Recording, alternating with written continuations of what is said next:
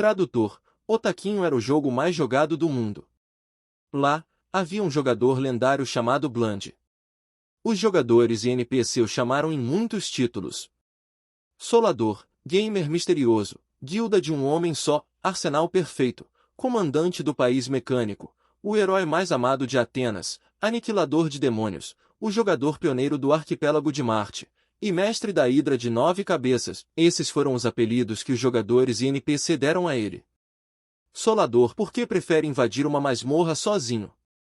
Ele não se juntava a nenhum grupo ou guilda, nem mesmo às guildas de seus amigos. Ele até criou sua própria guilda sendo o único membro.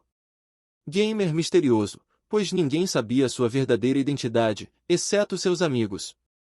Mesmo os vários clubes de jogos tentaram o recrutar, mas sem sucesso, eles falharam. Guilda de um Homem Só porque ele era o único membro da guilda que ele mesmo criou.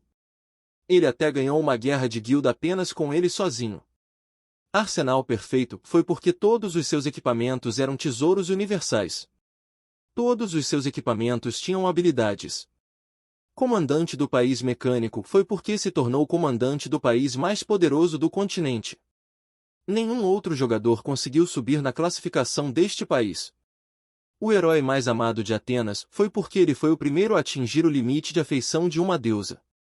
Ele recebeu o afeto mais gentil de uma deusa da mitologia grega que fez com que muitos jogadores ficassem de queixo caído.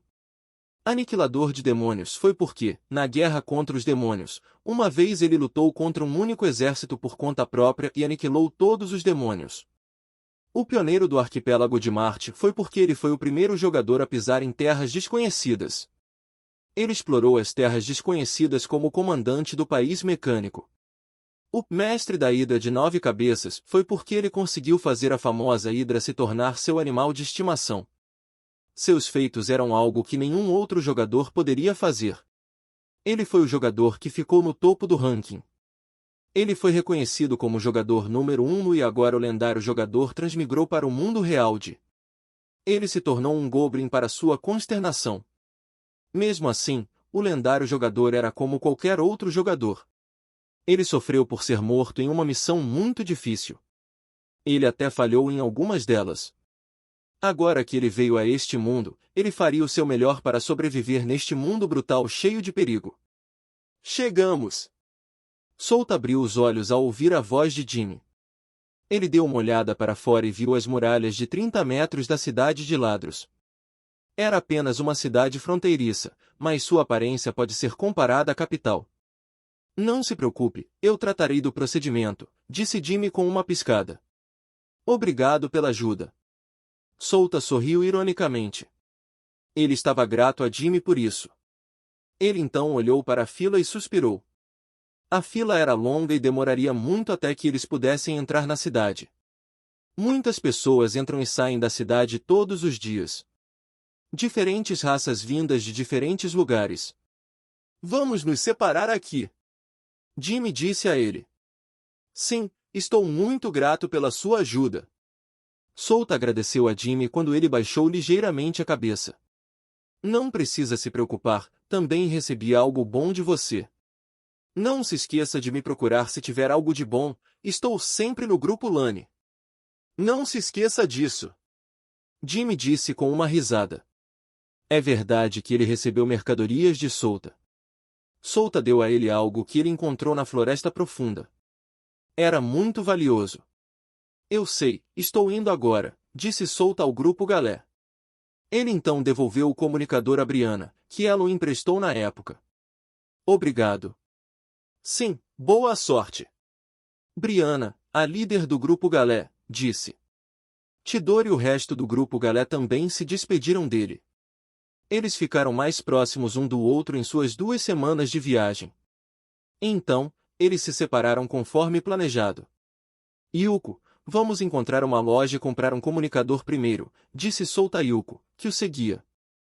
Yuko como uma ursa de pelo vermelho atraiu alguma atenção do pessoal daqui. É raro alguém ser domador, então algumas pessoas prestaram atenção nele, o domador de um urso de pelo vermelho. Souta ignorou aqueles olhos enquanto olhava ao redor da cidade. A cidade de Ladros era a mesma no jogo. Era uma cidade movimentada que parecia ter saído do período medieval. Casas feitas de tijolos foram construídas lado a lado. Pessoas de diferentes raças caminhavam pela cidade. Esta cidade foi dividida em 5 distritos.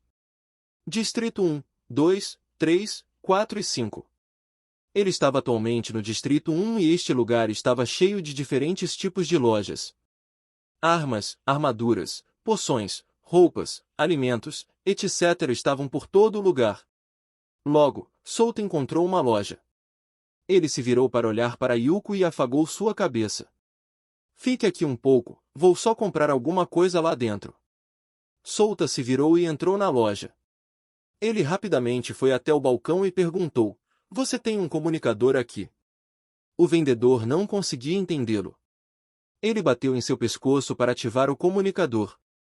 Sinto muito, senhor, o que é mesmo?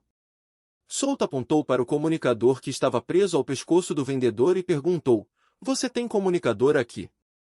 Ah, sim senhor, temos 2 tipos de comunicadores aqui. O não mágico e o mágico. O vendedor disse com um sorriso. Ok, me dê um de mágico. Souta acenou com a cabeça e tirou uma moeda de prata do bolso.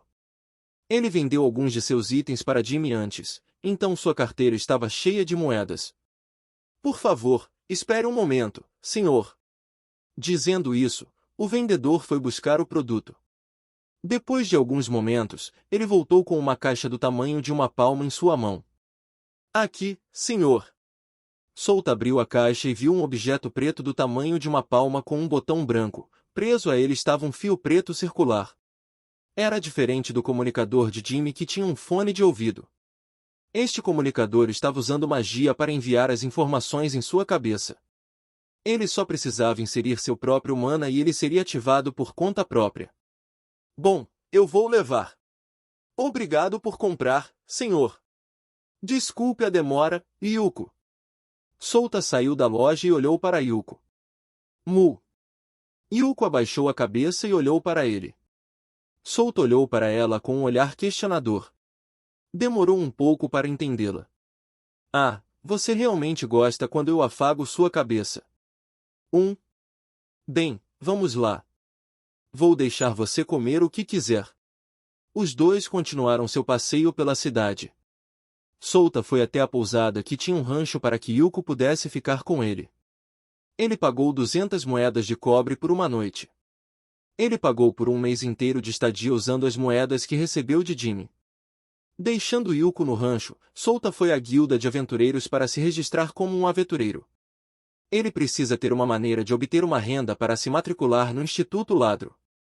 Chegando na frente da porta de madeira de um grande prédio. Esta era a filial da guilda de aventureiros da cidade de Ladros.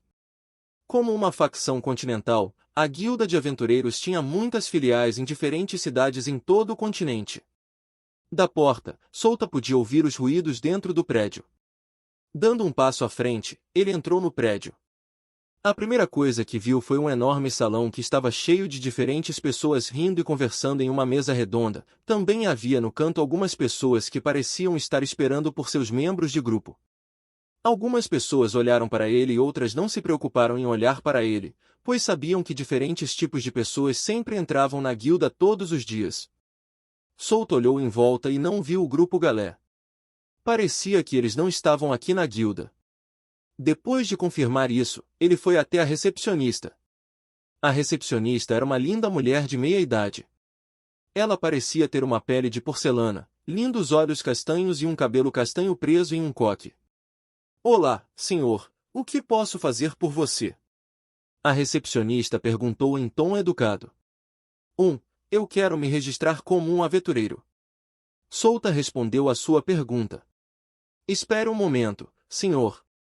A recepcionista disse antes de abrir a gaveta abaixo e tirar um pedaço de papel. Ela o colocou na frente dele e disse, por favor, preencha isto primeiro. Souta olhou para o papel e franziu a testa. Ele não conseguia entender o que estava escrito nele.